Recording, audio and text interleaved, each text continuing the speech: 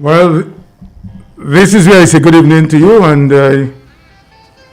welcome everyone to I welcome everyone to our weekly radio program.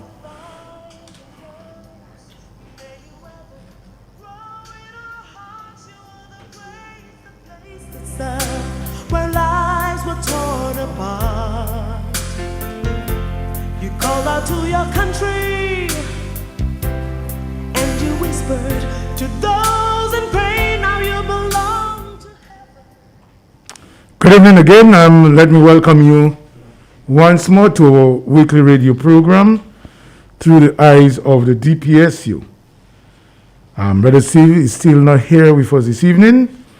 We want to say a special hi to Brother Steve and to all our listeners and our viewers wherever you are, wherever you may be. And, this first song was in memory of those who have departed this life or this time or during the past week. And at this point, I just want to make mention of someone from my own village, Andra Lazar. May her soul rest in peace. And, she passed sometime last week. Was expected to be buried on Friday, but I think that will be sometimes next week. To the family of Sergeant Christmas from the Domingo Police Force, we want to extend our sympathies to you all on her passing. Also, my good friend, retired police officer Forbes Parino, who after Hurricane Maria went to United Kingdom, and he passed earlier this week. Very, very kind and nice gentleman. I know a story of him where he was working in the Granby district, and someone reported that somebody from my village was baking bread and was selling to the public. So when he came to investigate, the lady said to him, I have so many children. I'm just making a little bread so that I can feed them. And instead of asking the lady to close, he advised the lady to get a license so that she could operate the little bakery. And that's the kind of person he was. Every day I would receive a message from him. So we are really saddened by his passing, and we want to extend our heartfelt sympathies to his family and relatives. Also this week, or last week rather, the world lost a great actor and director at the age of 94, Sidney Poitier. So these are the people we know who have passed, and I just felt that I needed to inform you. We are not going to waste any time this evening. I'm going to get right into the topic, and I ask you to bear a little patience with me while I go through an article which I wrote some time ago. And the topic is trade unions and economic transformation. That will take me about 10 minutes to run through. So I'm asking you to bear with me, and when I'm through, you can call. The lines will be opened, and you could call to make your contribution. I also, before I do that, I want to say hello to Franklin Edwards. With this COVID, it's a little difficult for one to visit, but my good friend Franklin Edwards in Bath Estate. So I will try to reach out to you sometime this week. All right, Franklin, you're still my partner, my friend, and you won't be forgotten. My former employee. Trade unions and economic transformation. There are many perceptions about trade unions which need to be dispelled. Among these are that they encourage bad work practices and are against economic growth and profit making. This is far from the truth. Trade unions recognize that they have a role to play in transforming economies and human development, and many of them have tirelessly been advocating for inclusion in that process, a request which has sometimes been denied or only been granted when it is convenient to do so. More and more, we are experiencing efforts by governments to exclude trade unions from consultation when national budgets are being prepared. Pronouncements of dialogue are always welcome, but upon reviewing the list of institutions being invited, it is revealed or it is discovered that trade unions are often excluded. The authorities will usually wait until salary increases are being negotiated to present trade unions with their justification for proposing a salary or wage freeze or offering minimal increases. No committed trade union leaders who is invited to consultation on the state of the economy will shy away from the opportunity to speak about issues which are at the heart of the movement. Working conditions, unfair distribution of wealth, pay inequality, gender matters, and more will most likely surface into the discussion. This is no reason why there should be any reluctance to seek and welcome the trade union presence.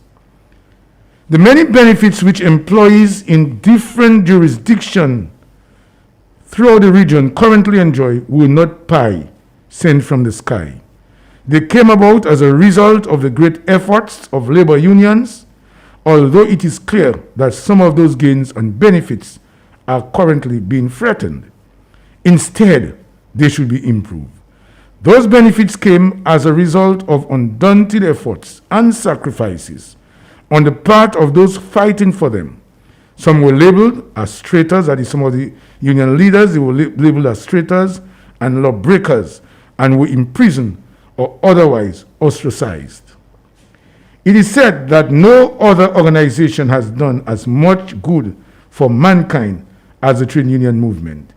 To have fought in a colonial or neo-colonial environment for a reduced workday, minimum wage, pensions, maternity leave, sick leave with pay, vacation leave, negotiated salaries and pay increases, and much more could not have been an easy task.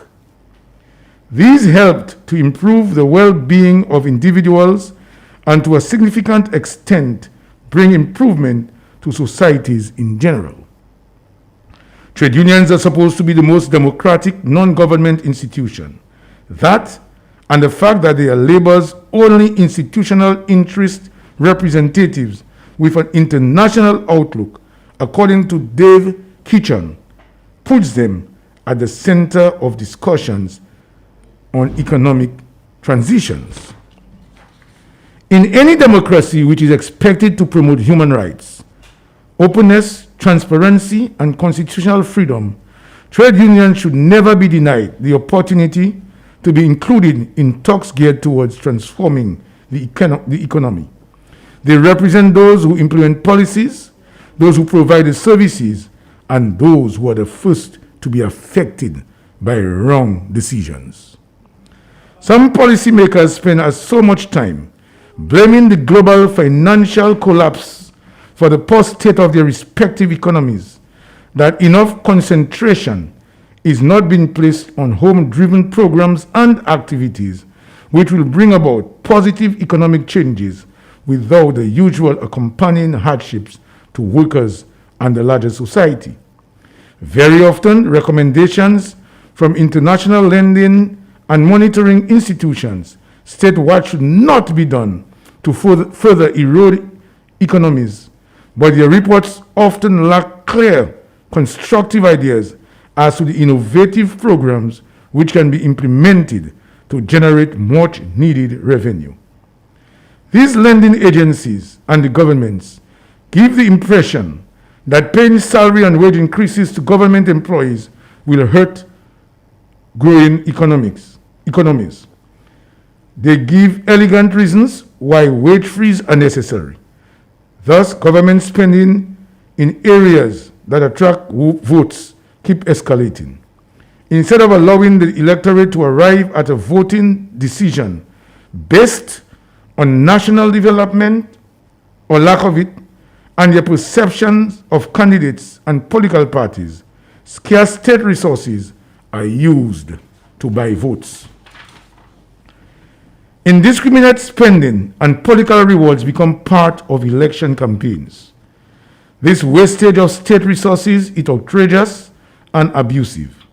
Such resources should instead be utilized to promote and attract investment, which would help in improving the economy and the working conditions of employees.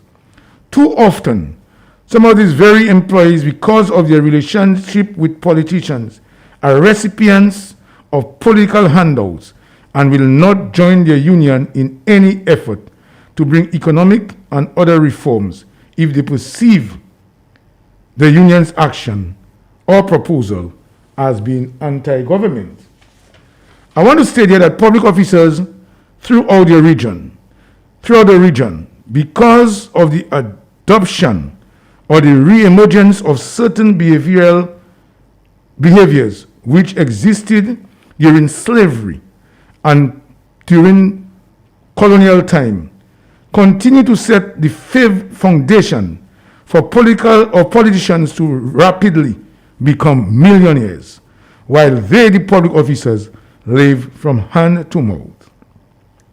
Some of these habits or behaviors include, but are not limited to, fear, non-participation in union activities, political partisan interest over trade unions matters, reliance on handouts, immoral favors, dependence over personal independence, acceptance of square pegs in round holes, failure to collectively challenge unfair practices and policies, comfort in operating in situations which are not conducive to work. Undoubtedly, trade unions can influence economic policies.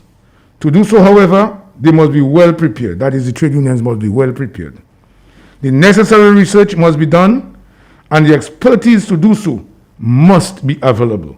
Relying solely on government's data is counterproductive. Independent research is necessary. Any success, to a large extent, depends on networking. While certain issues may be unique to a particular country, there are issues which are similar. The way in which they were addressed should be shared by those who were involved or who went to any experience before. Trade unions have what it takes to mobilize against policies which have semblance of neo-colonialism and remnants of slavery. In doing so, they should be prepared to deal with the criticism that they are against development and are affiliated to opposition political parties. In spite of unfair criticism,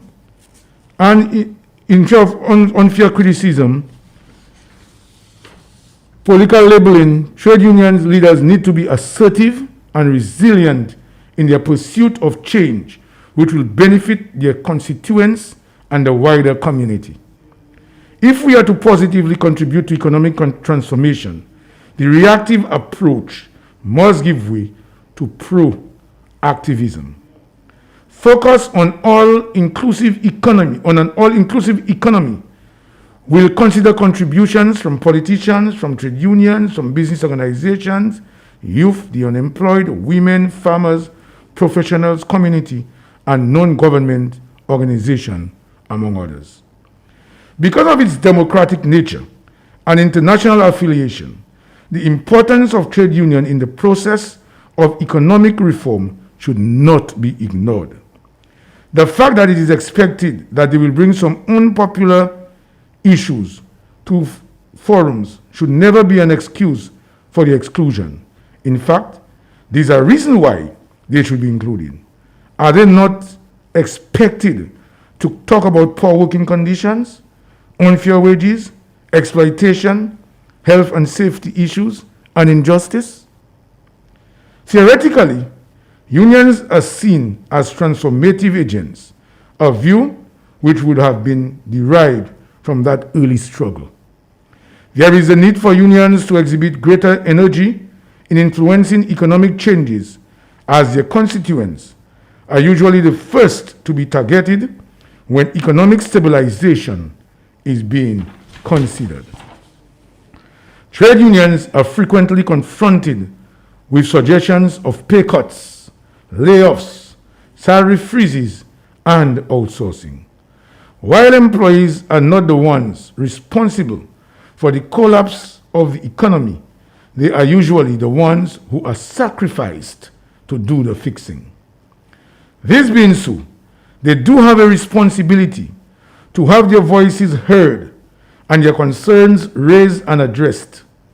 In the public service, employees on their own are forbidden from criticizing government's policies, even if they are directly impacted.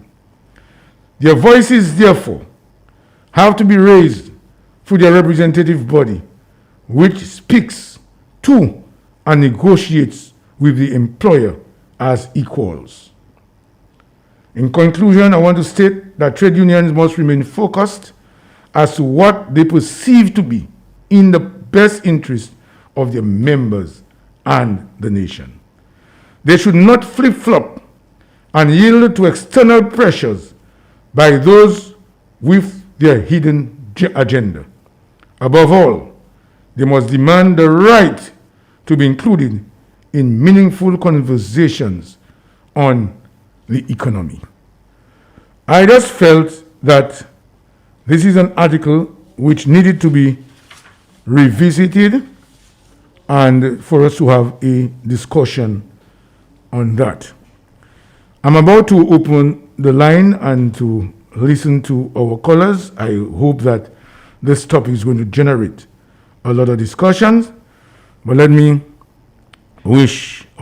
just say hello to our usual listeners and callers. I know there are some people who listen and others view that program very, very frequently. They're always there. And I want to say good evening to all the folks from Bellevue, from Pichney, all over. And I want to say hi to Paula this evening. And as always, Geraldine, I know you're always tuning in. Good evening to y'all, to Franklin, all the others, Sister Lucille Smith. And the list goes on and on. Paula Lopin, Sister Jillian, happy birthday to your mom, all the way in Trinidad. Very nice lady. I wish her a happy birthday.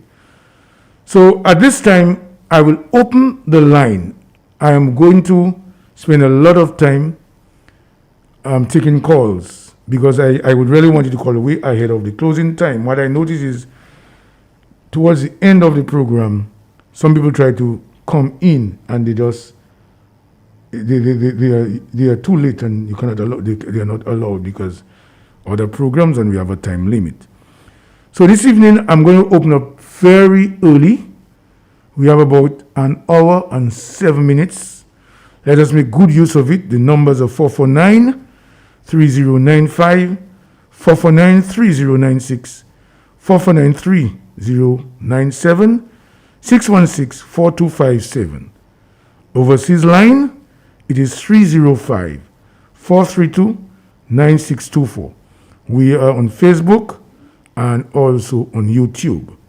So we open up the line at this time, and I am sure that from the presentation this evening, there must be one or two things that caught your attention, and you may want to add to what was said, and you are welcome to do so. We are at a crossroad. In the Caribbean, we are going through a lot, and we cannot just sit by. We have to get involved. We have to push ourselves forward, and we have to ask ourselves, is there hope for significant improvement in the state of the economies throughout the region. And what can be done? I believe we are at a point when our leaders throughout the Caribbean, once elected, should work hard so that they can be re-elected. But at the same time, to recognize that in this nation building that we are talking about, every man needs to be on board. And it is not asking people, just telling people to be on board and they are criticized and they are attacked and so on. But it should be one where you actually engage people, engage all stakeholders, including opposition parties or opposition people as well. So that because if we do not take that approach, I am worried that in a few years' time, we will be worse off than how we are today. Our numbers, my friend, are 449-3095, 449-3096, 449-3097, 616-4257. I know it is I wouldn't say academic, but it is a topic that calls for a lot of thinking, but your contribution, no matter who you are, no matter what it is extremely important because we are preparing our program of activities for the year. And believe me, some of the things that you may suggest, some of the approaches that you might suggest are things that we can definitely embark on. So we await your calls, we await your intervention, your contribution to what we are discussing. I see we have a first caller for the evening, our overseas line. So let us take the caller. Caller, good evening, and thank you so much. Good evening, Mr. Thomas, and thanks for bringing out the governance issues affecting those islands. It's more critical for us because we haven't got big business that can stand on their own without government interference. Mm-hmm. So government is the one controlling every aspect of the economy. Mm-hmm. So it's important that we get governance right. Mm-hmm. Otherwise, everything falls apart. Correct. What I can say is that, we inherited the British system of government. Yes. And the system required what they call honorable people. Mm-hmm. The reason why they call you honorable is because they believe that you are an honorable person, fair, and committed to your country, nation building. But we can see that people come in there and they do not behave as honorable men or women, and they manipulate the minds of the people to maintain power, rather than operating government in a way that the people will be satisfied in the outcome of their policies. Mm-hmm. They manipulate the election system, they manipulate people, because things like cheating and bribery, there's a reason why it is illegal. Mm-hmm. Because you can change people's minds very easily by giving them gifts. Mm-hmm. The reason why you find men always bring flowers for women, or you get people things on birthdays. Mm-hmm. And that is highly manipulative. And anytime you allow politicians to use that scheme, then we end into a really, really bad place. Mm-hmm. So I think government is there to organize the economic system that every one of us can use our talents, use our skills, and be the best person we can be and have the best outcome for us and our family and the nation. But if you want to be selective and be giving special favors to some people, all you're doing is demotivating the entire group, and then the productivity drops. That's You know, correct. so it's very important to open it up and let people help people understand that government is there to be fair and equal to everybody. Okay. Very, So, very, thank you, good night. I'm listening. yeah, very, very good point. And yes, and I have always said that when people are not happy, they will not be motivated. So that is something that we have to bear in mind. But you have made some very, very good points. And I think we need to think of it a little and to really absorb what is it that you have said. Very, very good point. Caller, thank you again. Caller, good evening. Thank you for calling. Good evening, Mr. Little. And how are you, my dear? All right, thank you. You are hearing me well? Yes, very, very well. Let me sympathize again to the Parilla family. Yes. I hope their family is holding strong. And the last one I saw him, I not God, but I knew he wasn't going to recover in that situation. Okay. Although God can recover him, Yes. there's nothing God cannot do. You're right. But anyway, he's not suffering again. He goes to the place where he belongs, Mm-hmm. and you have to thank God for him. Right. Thank So you. later in this, oh my God, in this situation, you expect Dominica put out the Caribbean, because the Caribbean government, the rest of them, all of them are the same thing, but they are still looking about the welfare of their country. Mm-hmm. While they're taking what they're taking or they're doing what they're doing, they're still doing something for the country. But you, under this regime, I don't believe anything could be better in Dominica unless they are out of the Mr. Little, because these pocketers, they're pocketing what they want. Only 10% they give in Dominica, 90% is for themselves. Dominica is not being cared of. Because when I watch Dominica, it's a God-blessed country. Oh, yes. God gave us. Mm-hmm. And for Dominica to be in that situation like that, 20, 25 years backward, Arundel say if Dominica could cry or talk, but I myself am saying if Dominica could cry, because Dominica is too beautiful to see misery under this regime like that. Thank you, I'm listening. All right, caller. Very, very, very strong points. Very strong points. My question is there hope?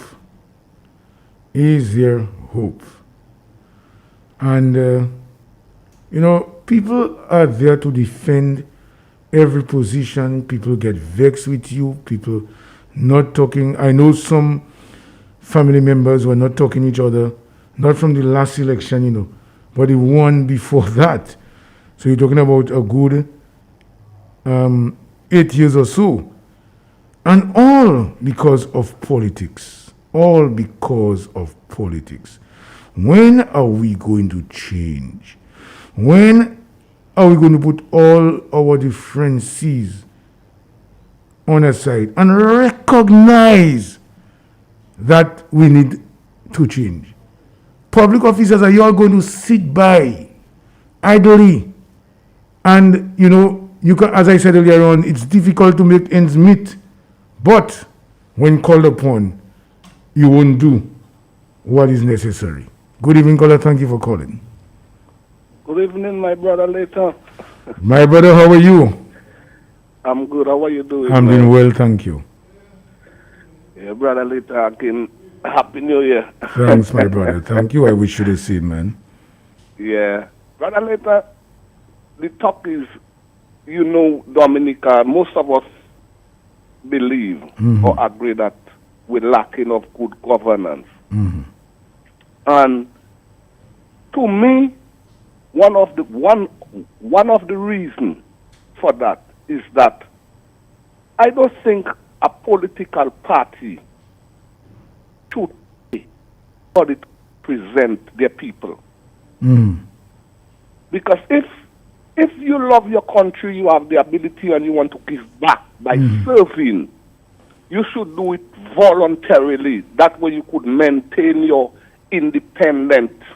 You could maintain your preserve your integrity. If something is wrong, even if it's on your side, you should be able to stand up and say you disagree with it. If it's good, you should be able to say you agree with it. Mm-hmm. But I think one of the mistakes we allow in Dominica to believe that when a political party, and I don't care which side, Mm-hmm. when a political party pay a member to run for that party, whatever the party decides, that's what the member is not independent. They are compromised from the get-go, from the, even before they begin representing the people. True. They are not independent. They just have to toe the line. Yeah. And I think that is very, very dangerous, Brother Later. And if I know somebody get paid, even if I support him like I support in UWP, and I know the party pays somebody to run for UWP, I'm going to have problem in voting for you. Even if I support the party, but I wouldn't support you, knowing that you didn't do it with a good heart, with a free will.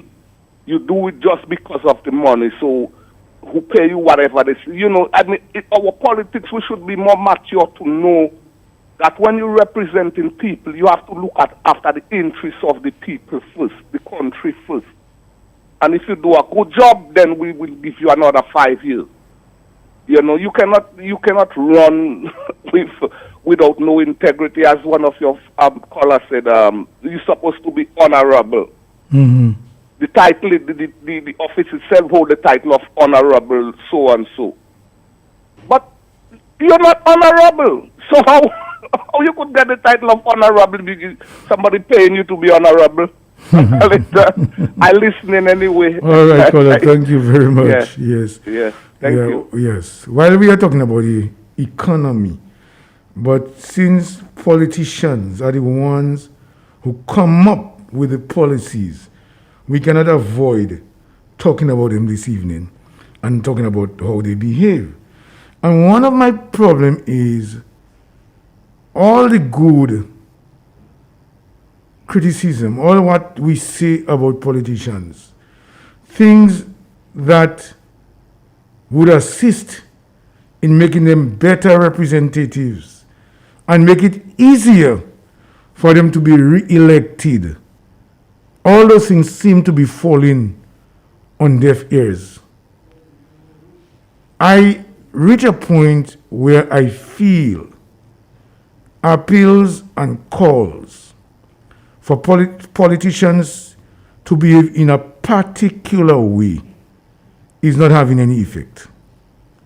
They just do not care, they cannot be bothered, and so on. And if you support them, they believe by expressing yourself and calling for certain changes or approaches that's different from what is existing, that they see you as being a traitor and they no longer see you as their supporter. It is even worse if they perceive you from the beginning as not being a supporter of theirs. So letters, calls, statements, and what have you, they cannot be bothered. Well, they have their way of making sure that you do not protest, no public protest. And that is the situation throughout the region.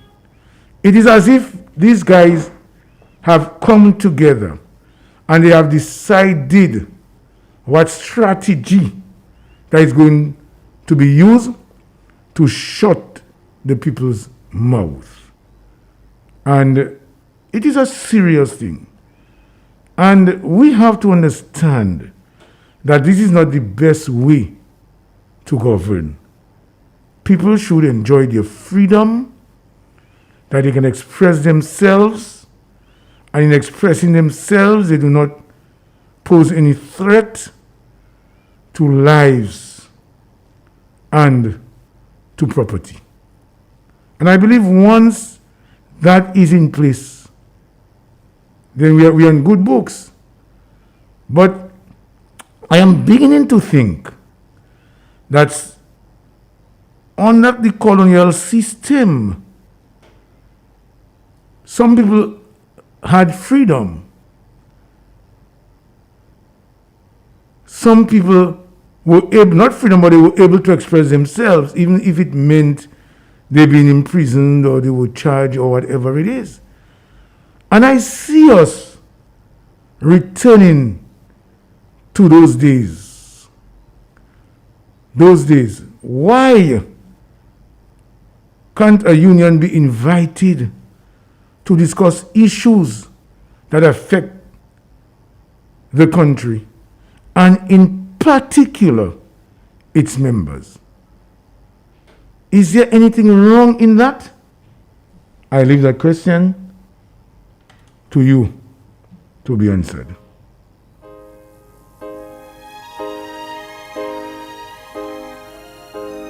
I've been through so many changes in my life, woman.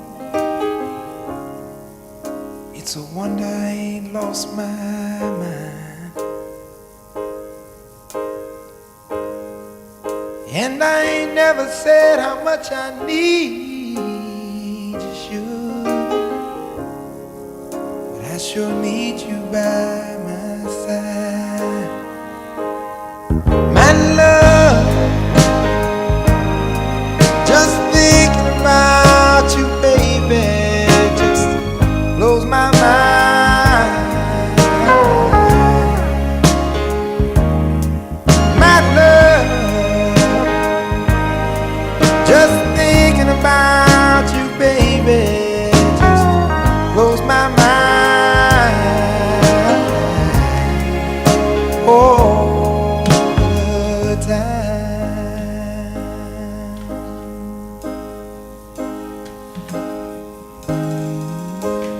Life with me, I know for sure it ain't been easy, but you stayed with me anyway.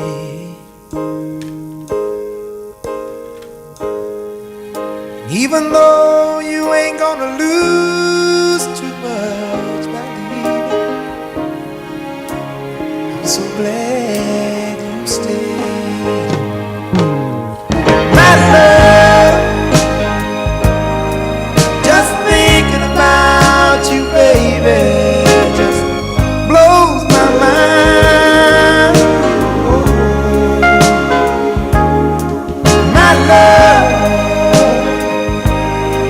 just thinking about you, baby, just blows my mind.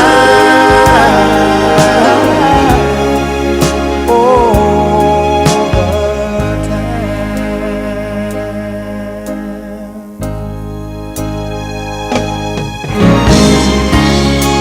You've been my friend and you've been my love. Oh, honey, you're everything I need. You made my love so strong. Now I know where I belong. Well, we just want to recognize some of the comments. You know, somebody said, we need unity. We need to look at the bigger picture. Party politics should not prevent us from standing for what is right. Those on top have fat pockets, so why can't we look for what is rightfully ours? Instead, we prefer to beg. And someone is saying to her, well said. And it is a fact. As I said, what I see happening in the Caribbean, and I said so very early, is that while we remain complacent, while we as public officers remain inactive and will accept anything, what that does is it facilitates our leaders to become millionaires, because it's like they believe we are endorsing some of the things that they are doing.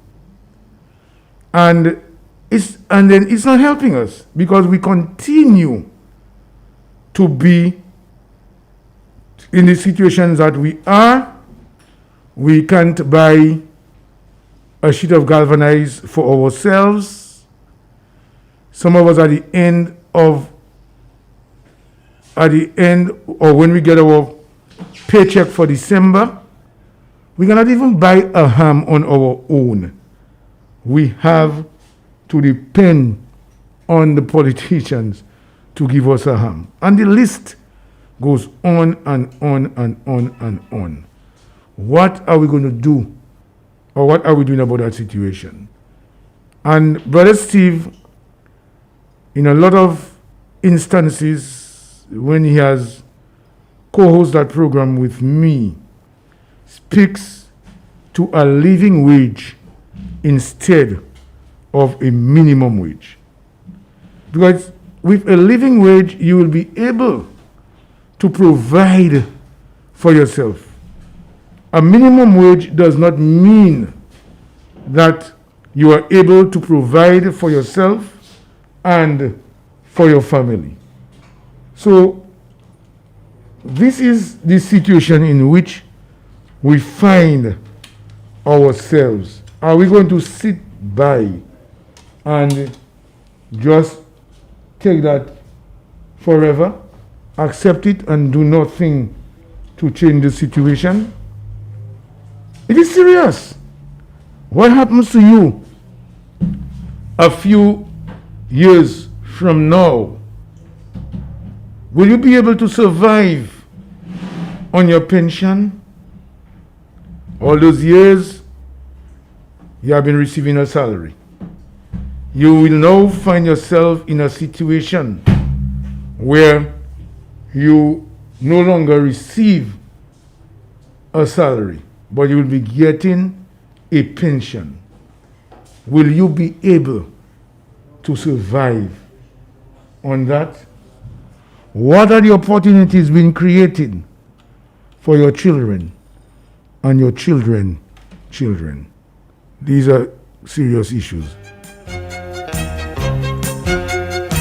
I beg your pardon. I never promised you a rose garden along with the sunshine. There's gotta be a little rain sometimes. When you take, you gotta give. So live, let or let go. Oh, oh, oh, oh. I beg your pardon. I never promised you a rose garden. I could promise you things like big diamond rings, but you don't find roses growing on stalks of clover. So you better think it over. Another comment which I will read is, what's the national plan for economic transformation in Dominica? Do we have a national plan for economic transformation? Are we asking for too much? The person is saying, what is our niche? Our main export is our passport. Are too many simply waiting in line for handouts? Can we not do better? Demand more from those in leadership? Good questions. Along with the sunshine. Your comments, please. A little rain sometime.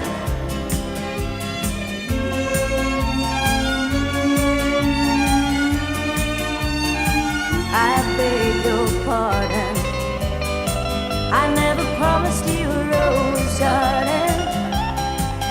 I could sing you a tune and promise you the moon, but if that's what it takes to hold you, I'd just as soon let you go. But there's one thing. Caller, thank you for calling and good evening to you. Good evening, caller. Thanks for calling. Mr. Later, good evening. Good evening, my friend. How are you?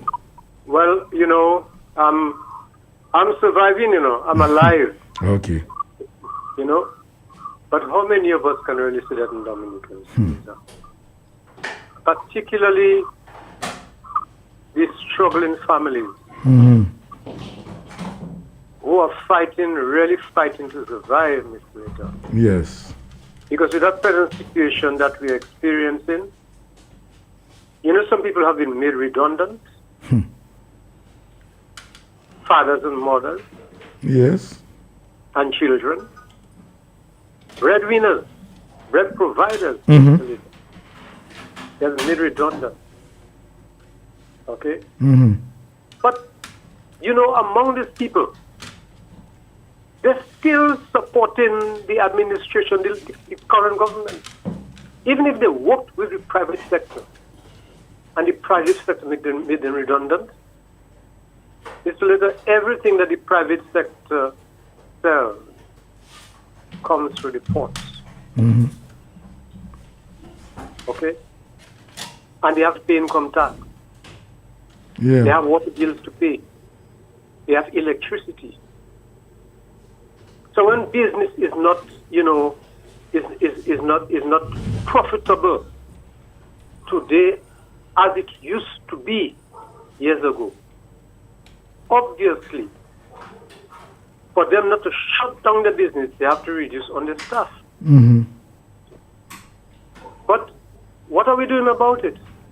And Mr. Letta, these same people, if there's an election tomorrow, they still go back and vote this current administration. Isn't that laughable, Mr. Letta?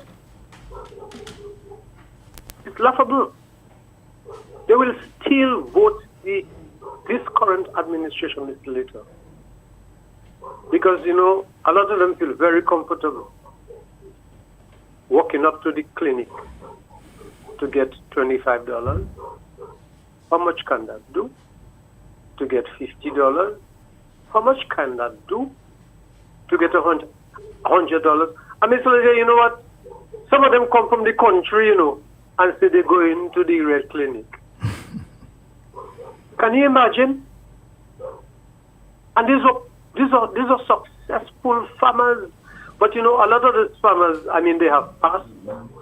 They have left only acres of land. Some of them are too lazy. This is where you can feed yourself. And that is where you can make up from the country, Mr. Later. I'm not sure how productive.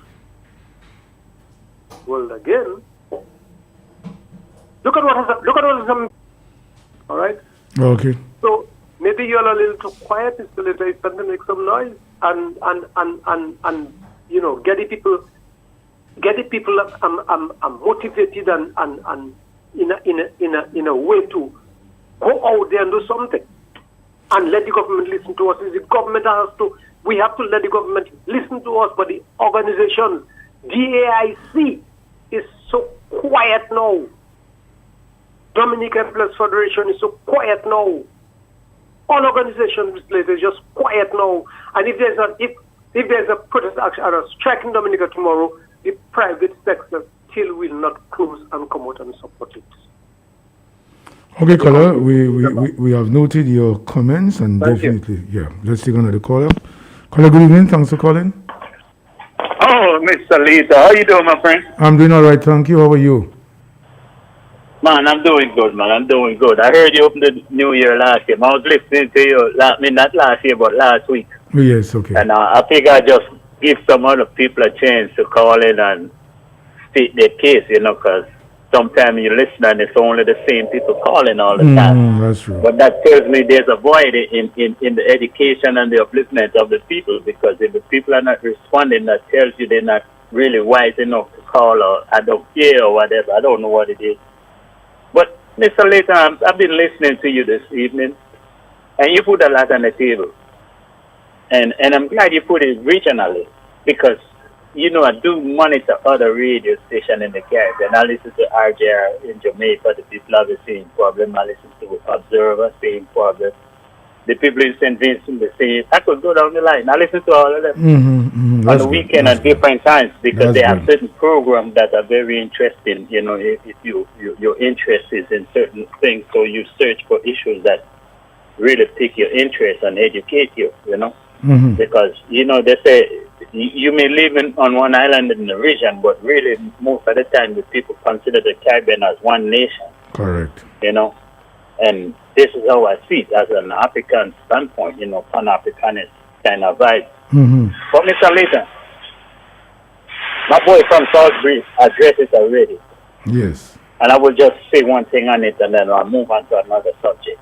My boy from Salisbury, my brother Bob Marley, he mentioned the payment of a certain individual taking payment from another individual to vote a position. The way I see it, Mr. Layton, the both of them are corrupt. It's not the person who taking the payment or the person who is giving the payment. The both of them are corrupt. The both of them mindset is on the same level. So we can't differentiate one from the other, and you have a widespread problem with that. You even have people who oppose that kind of vibe, and they turn around, and I'm not going to step on my tongue. I'm going to say the Speaker of the House. The Speaker of the House, he was very vocal and radical towards the Labour Party. And they treat him real bad. But in turn, he turned around and he went under this camp, the same Labour side, and he did the same thing to the party that he was in at one point defending. And he claimed that he was standing for truth and rights. But he turned his back and he did the same thing, backstabbing more. But anyway, that's one thing. You mentioned you don't know where we are going politically, and you mentioned the union and the role the union plays in a society, and people don't understand it. The wages and the better standard of life that a lot of people in society, you are right, it's a union. When you see workers on the front line, most of them are really represented by a union. The pipe fitters, the port workers, name it, you know, the auto industry, they all have unions. And that gives them the power and the strength to stand. And this is where you are trying to get people to understand that they have a union. They have something to stand on. They have the union to stand behind them. But coward dies before the time. The valiant only taste of death but once. Correct. Remember that. You see? I learned that at primary school. Right, and this is where I learned it too. I think that was Kipling or one of them guys. You know, but these things are things that stay with you and that makes you who you are and understand where you stand in a society. Yeah. Then I want to go to the telephone. The telephone is a very, very vital piece of tool in a man's hand. It's a computer that takes you around the world in a split second. In a minute, you could go around the world. And people don't use it to their benefit. They use it for all kind of garbage and don't use it to educate themselves because there's a lot of information on there. Yes, there is a lot of misinformation. So we export better things than we importing. We exporting parrots And parrots. passports, Wow. right? That is what. Caller, good evening. Thank you for calling. In Sakafet, Mr. Little. Oh, I'm doing good. And what? Want to give them a fish. Every day. They want to depend on somebody. They are step. They come on your step. Mr. Little, we're in trouble in Dominica. Anyway, good night, sir. Good night. Thank you for your contribution. Yeah, there are certain things people say, and which should have never been said, and that is one that should have never been said. You know, and some people clapped, some people were happy when it was said. But this is Dominica for you. Living in darkness to hide our wrong. You and me at the dark. Well, we are looking at trade unions and economic transformation. You and me. Still have some time that you can call and make your contribution. No time. take its toll. We have to pay for the As you listen to that beautiful one from Percy Sledge, you can begin to think of the contribution that you can make. know it's wrong. Oh, but our love keeps coming on strong.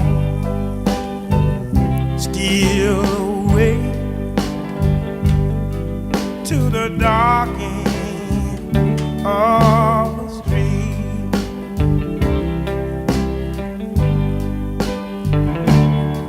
They gonna find us.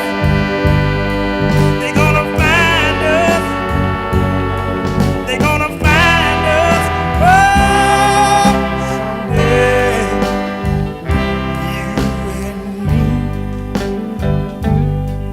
at the dark end of the street. You and me. And when the daylight out rolls around, and by chance we'll walk downtown. If we should meet, just walk on by. Thank you for calling. Good evening to you. Mr. Leader, just another short call to you. Mm-hmm. I would like to suggest Yes. that a delegation from the existing trade unions, Mm-hmm. form a delegation Yeah. to meet with the government to discuss all those pressing matters, that are really affecting Dominica, and to give the government an ultimatum. Okay? Time to address those things, the situation. And when I say unions, I'm also referring to Dominica Employers Federation, because they are also a trade union. Because I believe that the trade unions, are very important organizations or bodies to meet with government and give them an ultimatum as to making things better in Dominica, to do things legally in Dominica. Failing which, you all will use your keys to shut down the country. Because you all have the power to do it, Because DAIC is also a trade union representing the sector. Somebody could take the initiative and to discuss that important exactly. There is a saying, nothing beats a trial but a failure.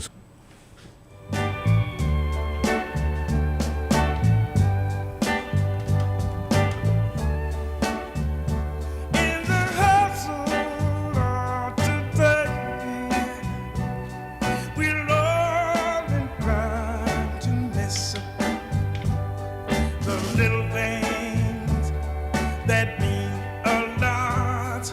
A word, a smile, a kiss.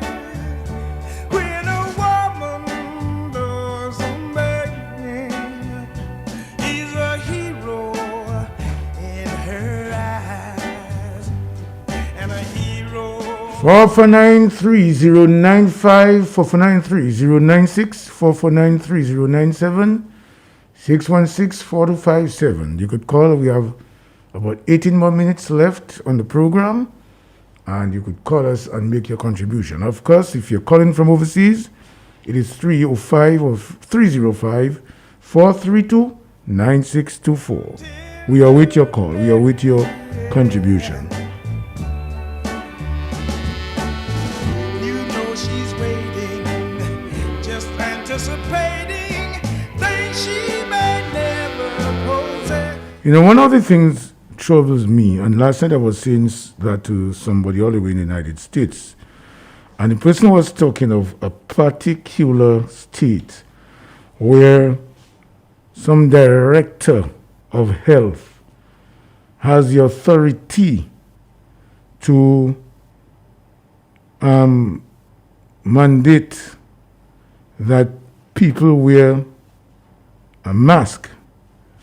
And the argument coming from the governor of that particular state, as well as the mayor, is that that individual was not elected and therefore is not in a position to come up with such decision.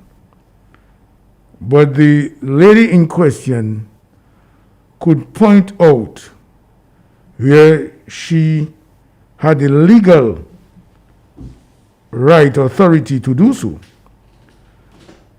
But one of the things that came to my mind is you, the governor and the mayor, because you happen to be on a particular political side, you all are against people wearing masks or people being asked to wear masks.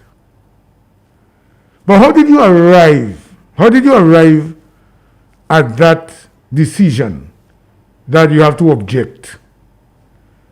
And one of the things it said to me is that when you elect certain people to office, they become too big, as my mother would say.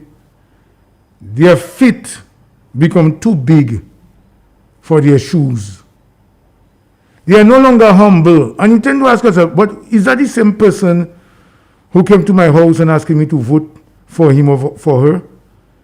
They totally ignore you. They ignore your messages. They ignore your telephone calls. They ignore your letters. They ignore all the requests that you can make because they are now big. Who made them big? Your politicians have to understand they are not like nurses that went to study. They are not like doctors. They are not like engineers. They are not like farmers. The job that they hold was given to them by the people. It is people who voted them. And that kind of I am big, I am this. Somebody made talk about honorable and so on and so forth. But you have to understand, they have to accept when that title is given to them, who was responsible? The same person they do not want to hear, the same person they do not like, the same person they are disrespecting. These are the people who made them ministers. These are the people who make prime ministers.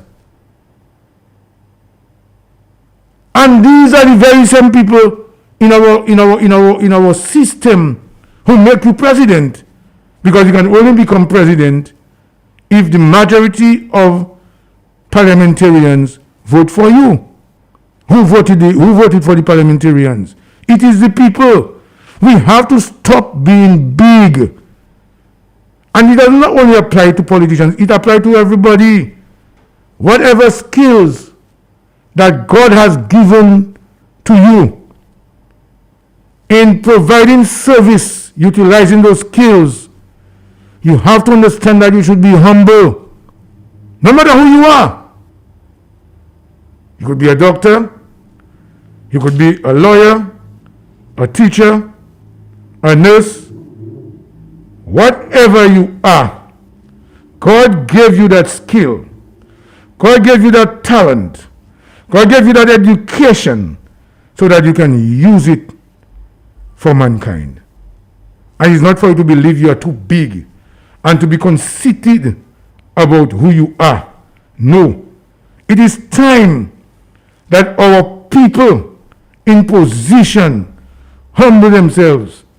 And I believe God is talking to us, with all the nonsense, I shouldn't say nonsense, but with all the things happening, the number of people who are dying, COVID, it is from one strain to another, the economic situation that we're going through. Don't we think that God is talking to us? Some people are doing the wrong thing, and God is talking to us, but we are not listening. I don't want to sound like a preacher this evening, but I believe some of the things that the world is going through is of a spiritual nature. God is talking to us because we are not listening. We are disobedient. We are proud. We are not honest. We are deceiving people. We are liars. We are doing so many things that are wrong. And we are not listening to God. We need to listen to God. And some people need, and I want to say congratulations to those leaders who are standing, who are talking. Friends, it is serious. Caller, thank you for calling. Good evening to you. Hello, good evening, Mr. Later. Good evening, sir. Yeah, I have been listening to your show. It's a while I haven't had the opportunity to listen, but this evening I listened and I heard you talking about the gift that has been given to you is supposed not to be utilized for your personal gain, but for a collective interest. But there are people who are gifted, and we should realize there are people who are gifted, who are educated, who are uneducated, and they are criminals in all fields, So that type of gift and the spiritual aspect of what you are referring to it's a human nature attitude. It's like when you are in a certain position, or when you are speaking to a beautiful girl and she's attracting, and your friends are passing, it's like you don't know your friend. People that you knew you used to talk to. But because of this girl is so important and so beautiful, and so everybody's looking at her, and she's paying attention to you. Yeah. So you tend to be caught in a style on the people that you usually communicate with normally. So this is not something that only goes with the politicians. There are doctors. I have been to doctors who are arrogant.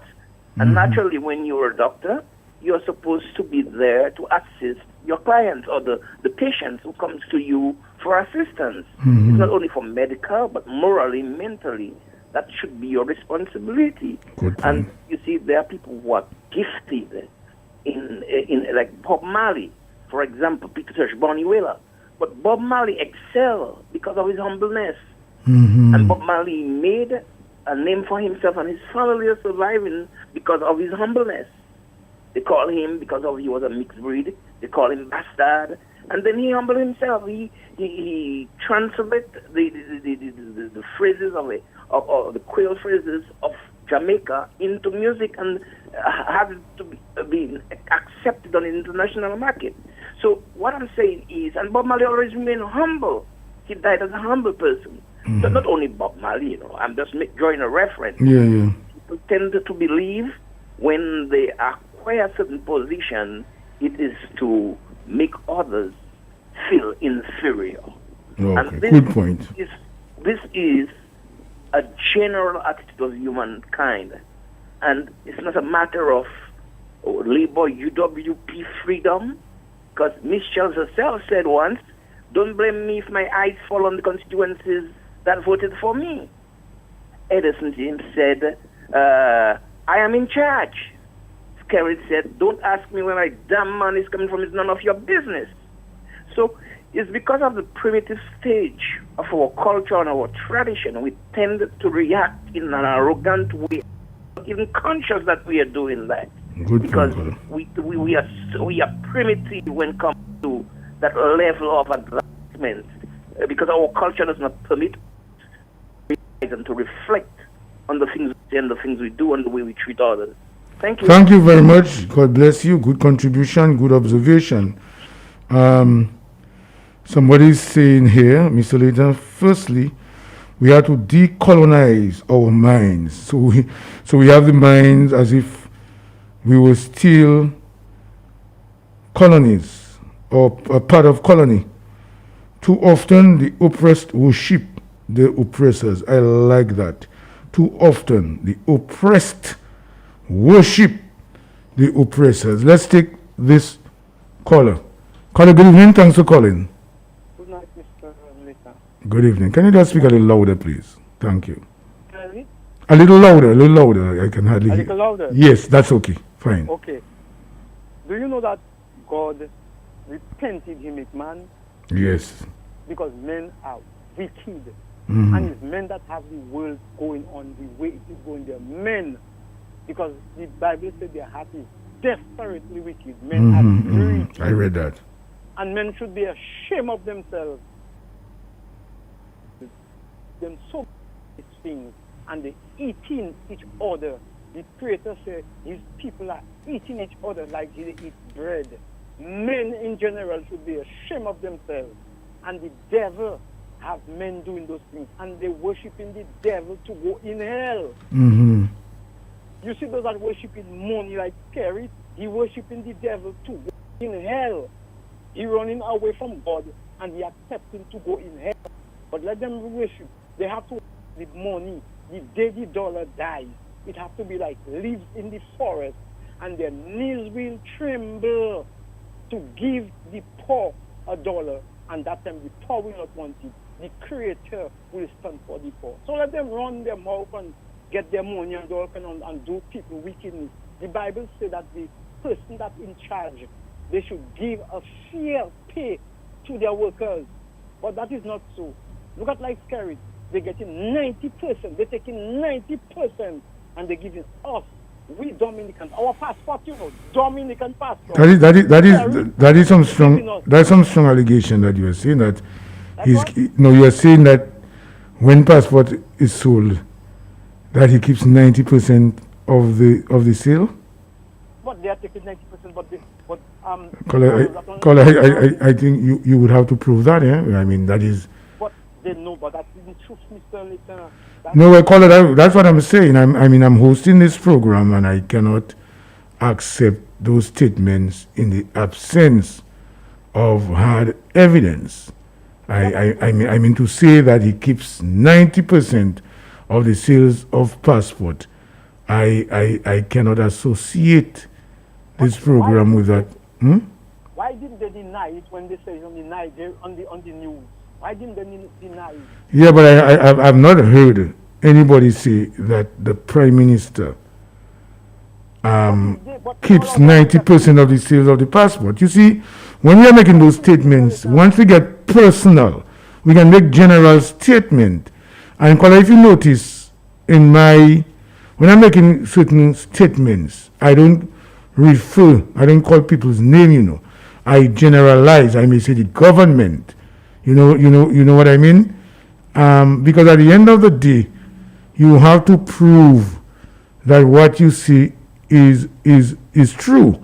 So to say that the Prime Minister keeps 90%, I don't think you should make that statement. I'm not sure you are right, and we disassociate ourselves with that statement.